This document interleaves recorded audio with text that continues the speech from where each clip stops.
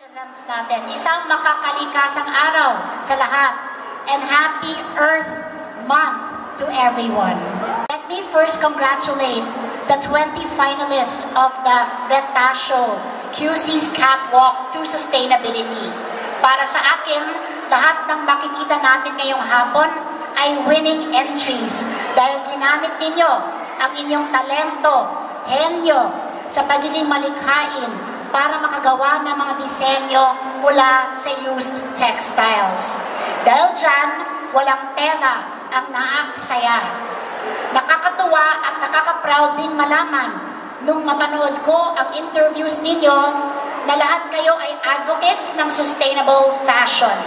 Kaya sa akin, panalo na kayong lahat at panalo din ang ating kalikasan at syempre ang lungsod Quezon.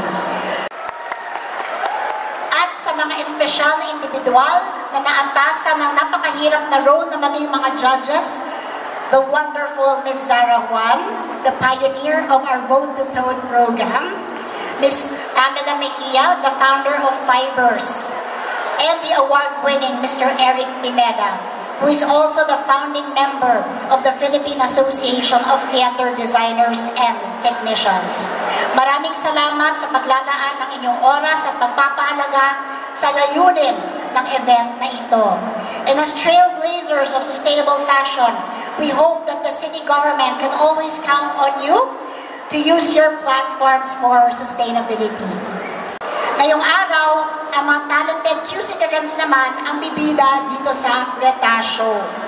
Mula sa 50 concept design entries, nandito na tayo sa 20 finalists na magpapasiklaban ng kanilang mga sustainable designs gawa sa used fabric or textile. Bukod sa malikhaing entries ng ating mga finalists, ipapakilala rin namin at ibibida ang partner designers ng Quezon City na nagsilbing mentors ng competition.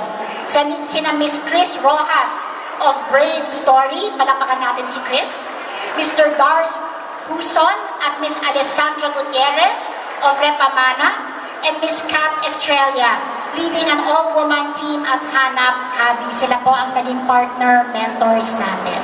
Nais din namin na isapuso ninyo ang mensahe ng Retacio. Maging conscious sa inyong pagbili ng mga damit at gamit, gawing uso ang upcycling and repurposing.